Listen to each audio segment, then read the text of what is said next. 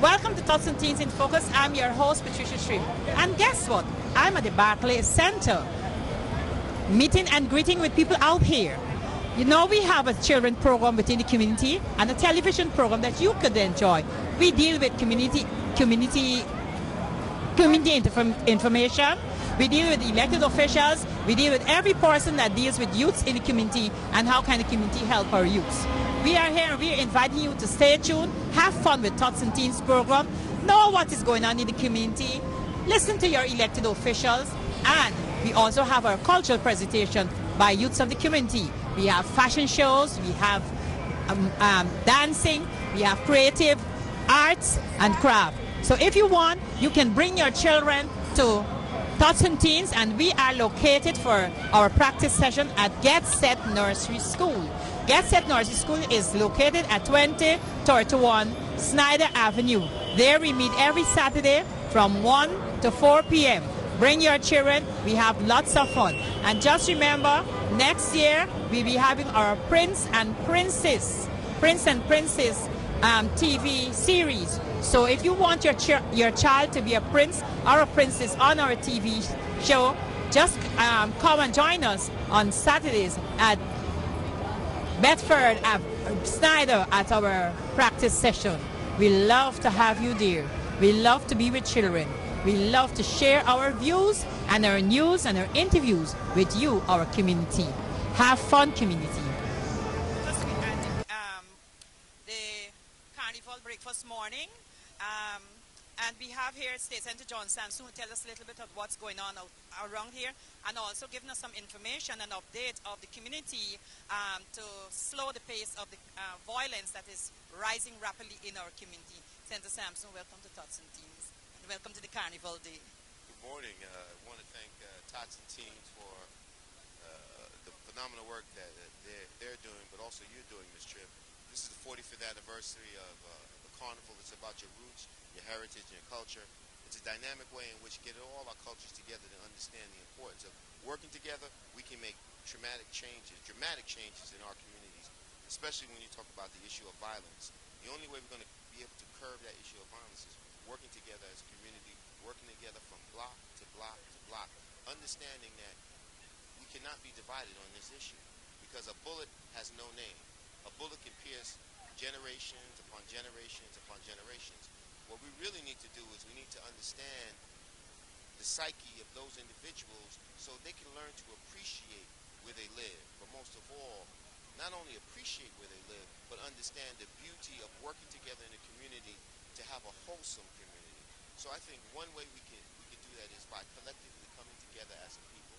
Second thing is we can reach out to our brothers and sisters in the clergy so they can assist us to bring that spirituality back to our communities. Working with our educational system, because we know that in order for our children to succeed, they have to have that basic educational foundation. So I say in the combination of working everything together, I think we have a great opportunity, great work, and change the dynamics. Senator, we might be speaking about the youths, and what about the elderly folks who may know what's going on, who is afraid and scared to talk or to say anything because they're afraid that they will be attacked or they will have more violence in their... Well, we have to let them know that we're there to protect them, and we have to be more vigilant in our efforts to assist those young men and women who run in situations like that. What about the youths in the community? I know that you are all involved. Could tell us something about the youths in the community and what you're doing for the youths and where people could make contact with you or your office to get more information. Well, I think they can contact by reaching out to my office in Canarsie, but most of all reaching out to all my other colleagues, elected officials in the community. We have to really get involved in the community, not only with the elected officials, the community boards, the precinct councils, the clergy, working with the principals in the schools and the superintendent, because we have to work together collectively in order to really see the changes. I know that you're talking about the school board meetings where parents hardly attend school board meetings. How would that be enforced by the community leaders to get parents to come out to school board meetings? I think one thing is a lot of these parents are in churches, so we need to solicit the assistance from members of the clergy to assist us to push those parents to come out to these PTA meetings. It was so nice talking with Senator. You always got some good advice to give us and to work along with the community. Thank you, State Senator John Sampson. We're always here to support you. Thank you very much, It's Tots and Teens, and we're here at the Caribbean breakfast morning for the carnival. And I have a special lady here who is with us, and she always supports Tots and Teens. It's Congresswoman Yvette Clarke. And we're going to give a little talk, and she will talk about how is our progress to resolve the rapid rise and increase of youth violence within the community, and how can the community leaders work along to make a difference with our youth and the community involved. Good morning, Ms. Trim, and happy West Indian Day Carnival Day. It's my honor to be with you once again, and to your listening audience. You've asked a very important question, and I think each of us in the community have been searching for answers. I am one who believes that there needs to be a redirection of resources directly to the communities that are struggling the most. And those communities tend to be black communities where there are a whole lot of single female-headed households that need support and help in raising their children. I believe that resources need to be redirected to early childhood education so that our children are given an appropriate start in learning. Their white counterparts are found to have 5,000 more vocabulary words when they enter school in kindergarten than the average black child. All of those statistics and the science is there that says that early childhood education is the key and the gateway to learning.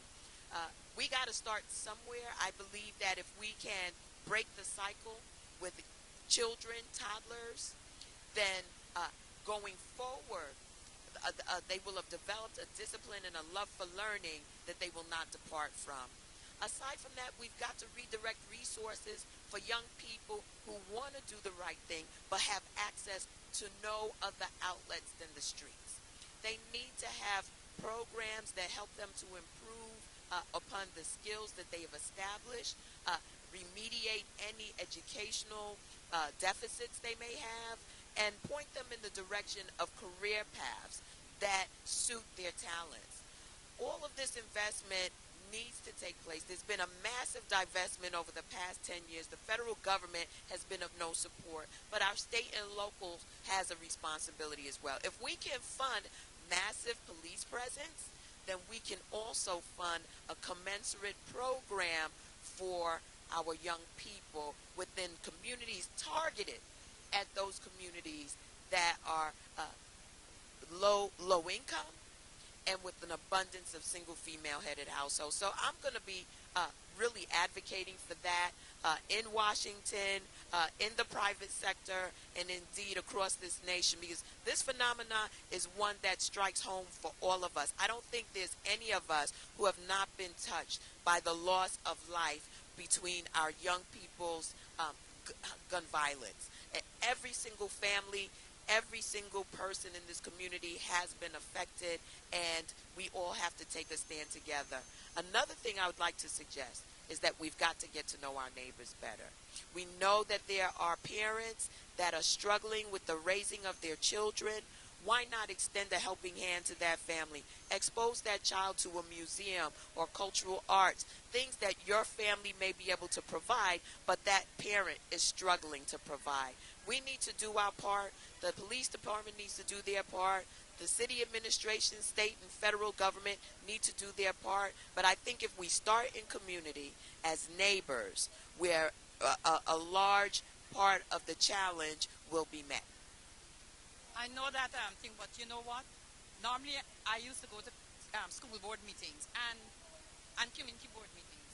But you find that the majority might be in the white community, but the black community parents do not attend school board meetings, they do not attend community board meetings. So they don't know what is going on. And how can the community leaders, enforce it that they participate in the school board meeting, which is important, and the community board meeting? Well, I go back to my theory about toddlers. One of the things that we find is that parents tend to be much more engaged with their children when they're extremely young, those very formative years. If we can catch them then through early childhood learning centers, bring them in, help them with their deficits. We seem to forget that parents are also challenged with not having completed their educations in many cases, with not having had a stellar performance in our public school system. So what makes us think that they want to show up all of a sudden to be at these meetings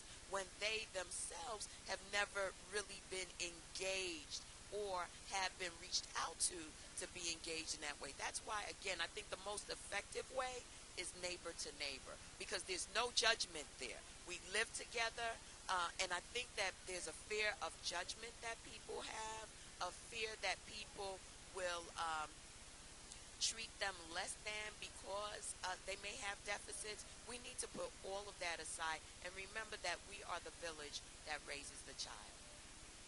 Thank you, Congresswoman. I know that I can always have you to give some kind of good information to our community and to encourage our parents, because no matter what you say, if the parents are not involved, the children will not be able to eradicate what they're going on. Well, we need to be able to replicate those parents that are involved by really engaging those who are struggling. So thank you very much. Enjoy Carnival again. To your listening audience, it's my pleasure, and I look forward to being on Tots and Teens with you once again. Yes, I know. Thank you. You will be there. Thank you. Here we are at the Caribbean Carnival Breakfast Morning, and here with me is Mr. Malcolm Smith from the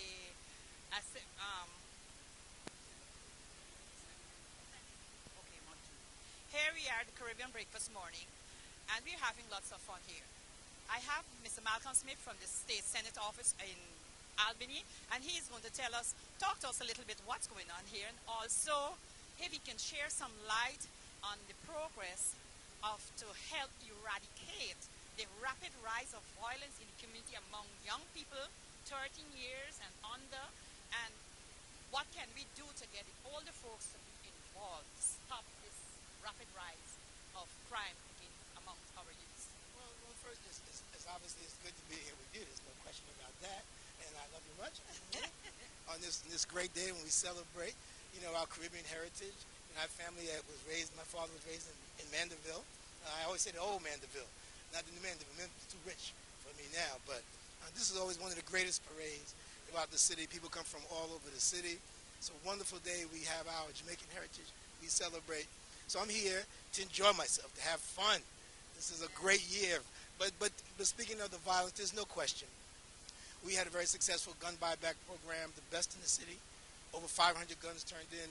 But we've really got to pay a lot of attention to our young people and make them understand that we love them and that this city is a place where they can grow up and have all their hopes and dreams come true.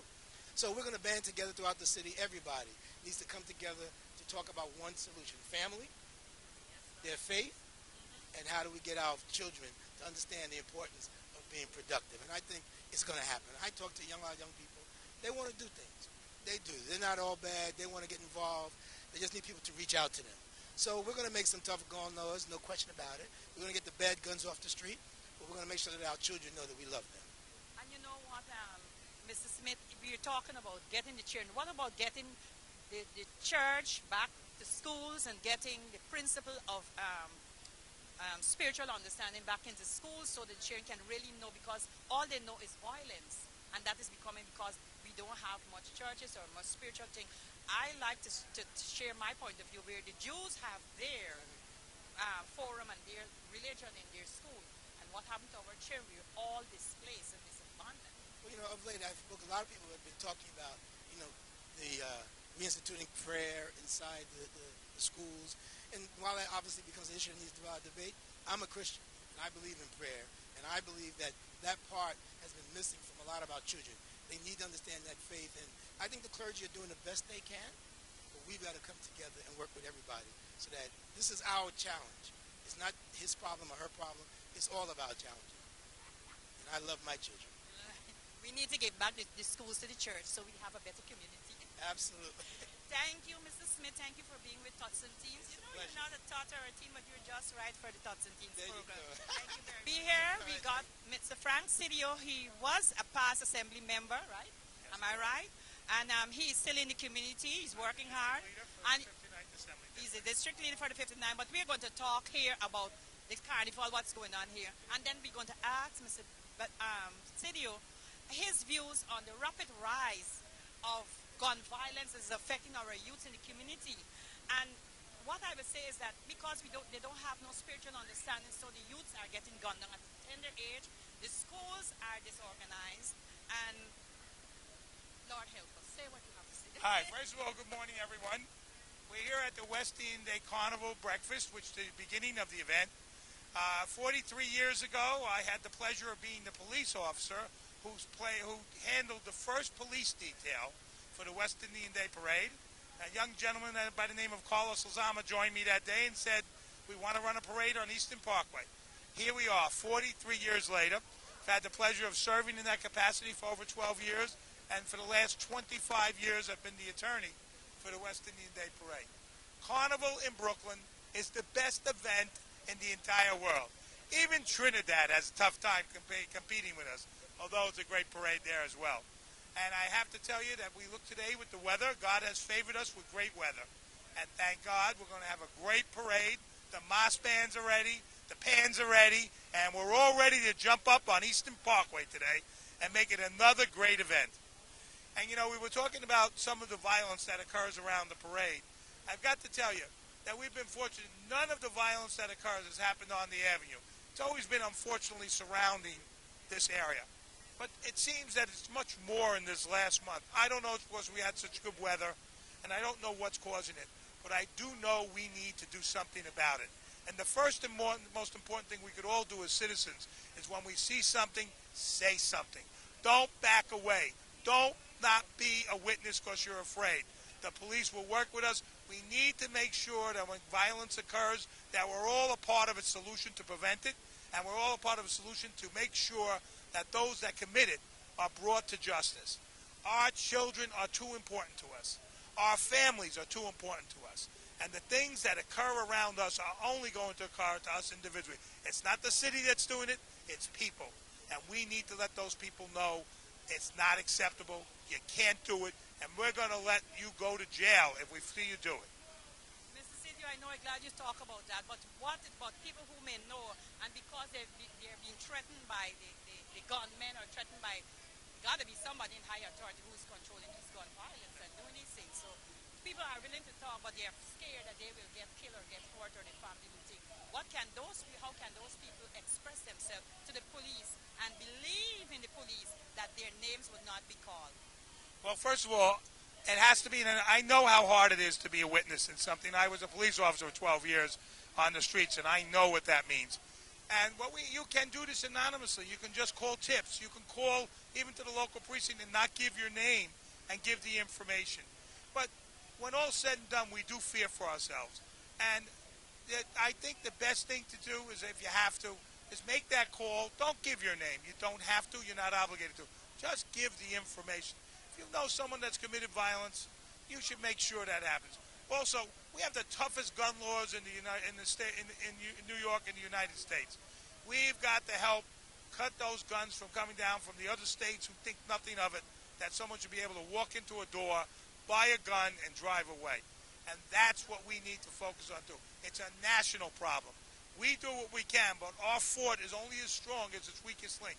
And the weak link in this is the ability to buy guns so easily. Thank you, Mr. Sidio. I know I could have got a good word from you, and seeing that you're a part of this historical moment of this carnival, I honor you. I honor you as Constantine's member, community member. God bless all, and let's have a great parade today. Thank you very much. We have all American, all Caribbean, and all nations are participating here. I have with me Democratic District Leader Walter Timosi, who is running for the Democratic seat for the Assembly. But we will be talking to him about the community and what he will be doing for the community and how he will help to eradicate the rapid rise of violence among our young people. 30 years, the teens who are being gunned down rapidly.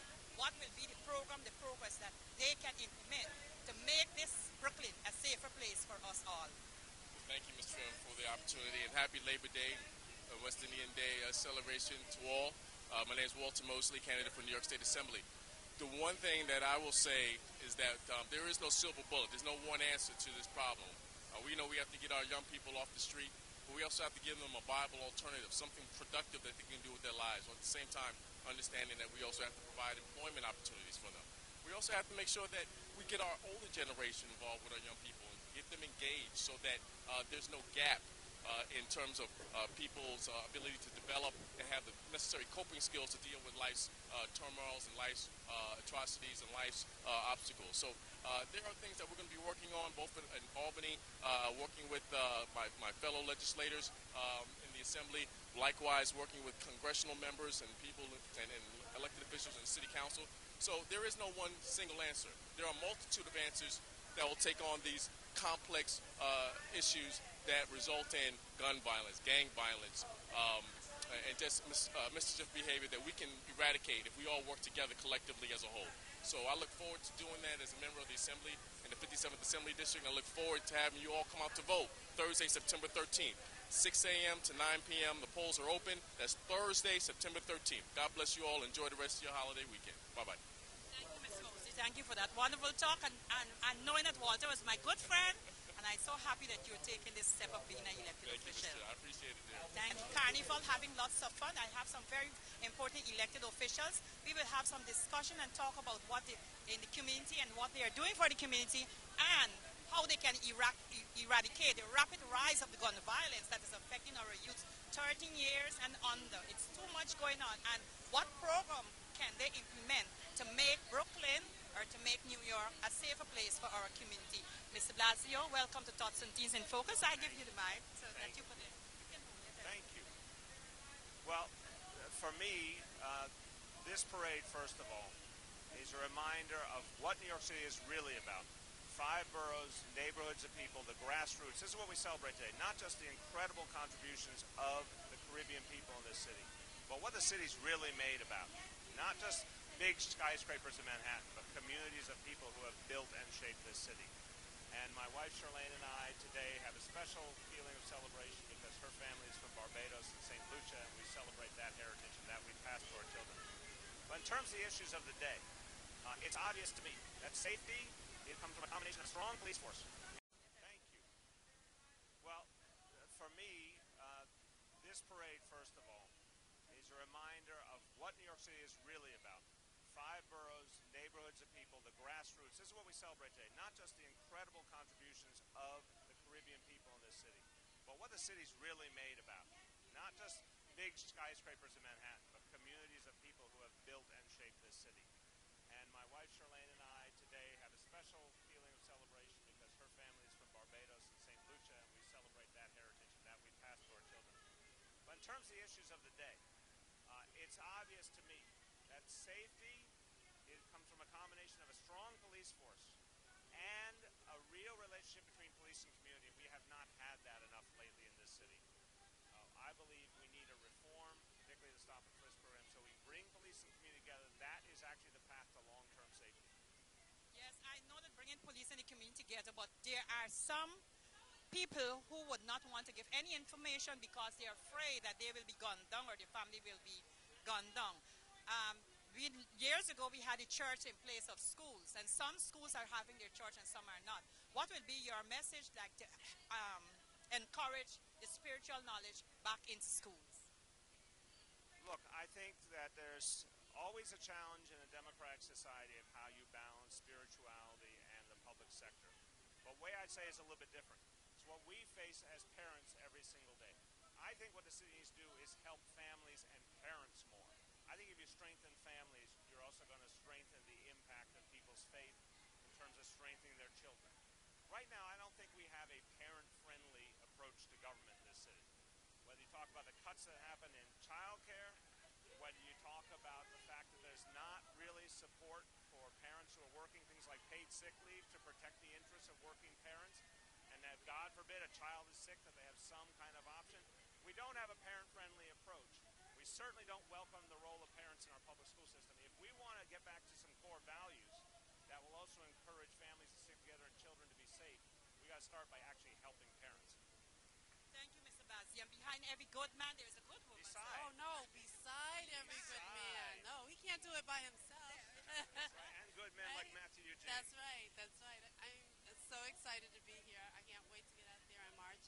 I would add to what Bill is saying by calling on all parents to pay more attention to your children, what they're doing, who they're hanging out with, because it all comes down to what happens at home in addition to what we do in terms of supporting, in terms of government support. I want to get back to some core values that will also encourage families to stick together and children to be safe.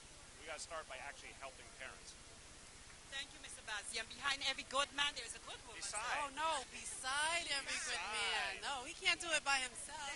That's right. And good men like Matthew Eugene. That's right, that's right. I'm so excited to be here. I can't wait to get out there in March. I would add to what Bill is saying by calling on all parents to pay more attention to your children, what they're doing, who they're hanging out with, because it all comes down to what happens at home in addition to what we do in terms of supporting, in terms of government support. So please, parents, pay attention to your children and make sure you know who they're hanging out with. Thank you, Mr. Bazian. Thank you, Mrs. DiBazio, for being here. And I met you at the Immigration Forum. Yes. So I'm all wrong. It's a great pleasure. Thank you. Okay, thank you very much. Welcome to Tots and Teens in Focus. I'm your host, Patricia Shrimp. And guess what? I'm at the Barclays Center, meeting and greeting with people out here. We have a children program within the community and a television program that you could enjoy. We deal with community information. We deal with elected officials. We deal with every person that deals with youths in the community and how can the community help our youths. We are here and we are inviting you to stay tuned, have fun with Tots and Teens program, know what is going on in the community, listen to your elected officials, and we also have our cultural presentation by youths of the community. We have fashion shows, we have dancing, we have creative arts and craft. So if you want, you can bring your children to Tots and Teens, and we are located for our practice session at Get Set Nursery School. Get Set Nursery School is located at 2031 Snyder Avenue. There we meet every Saturday from 1 to 4 p.m. Bring your children. We have lots of fun. And just remember, next year we'll be having our Prince and Princess TV series. So if you want your child to be a prince or a princess on our TV show, just come and join us on Saturdays at Bedford Snyder at our practice session. We love to have you there. We love to be with children. We love to share our views and our news and our interviews with you, our community. Have fun, community.